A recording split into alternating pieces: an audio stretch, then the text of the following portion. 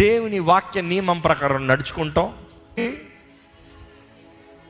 కరుణని ప్రేమిస్తాం, ఇతరులను కరుణిస్తానికి ఆశపడాలి. Be ready to show mercy. మూడోది, దేవుని ముందు దీన మనసుతో నడుచుకుంటాం. ఒకటి యేసు ప్రభు, రెండోది పరిశుద్ధాత్ముడు. పీరియడ్. అంతే. దేవుడు లోకాన్ని ఎంతో ప్రేమించి తన అద్వితీయ కుమారుణ్ణి He gave you as a gift.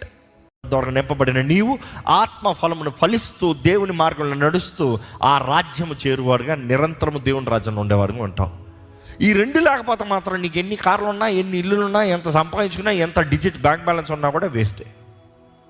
We think good is all temporary in this world.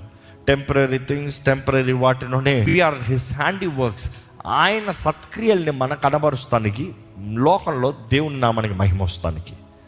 ఆత్మఫలం ఫలించేటప్పుడు మన జీవితం ఇతరులకు మాదిరికరంగా ఉంటుందండి. మన జీవితం ఇతరులకు దీవెనకరంగా ఉంటుందండి. మన జీవితాలు బట్టి ఇతరులు బలపరచబడతారు, కట్టబడతారు, వర్ధలింపబడతారు.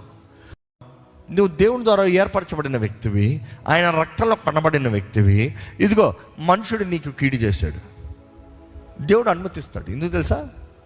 మనుషుడు బుద్ధి ఏందో నువ్వు తెలుసుకుంటానికి. ఎందుకంటే దేవుడు అన్నీ నీ కాపాడుతూ ఉంటే మనుషులు ఏంటో, జీవితం ఏంటో నీకు అర్థం కాదు. You might make wrong decisions. There is a purpose, goodness. నీకు మేలు జరుగు నిమిత్తమై ఆయన సమస్తము సమకూర్చి జరిగిస్తాడంట. జరిగించే చాలు కలిగిన దేవుడు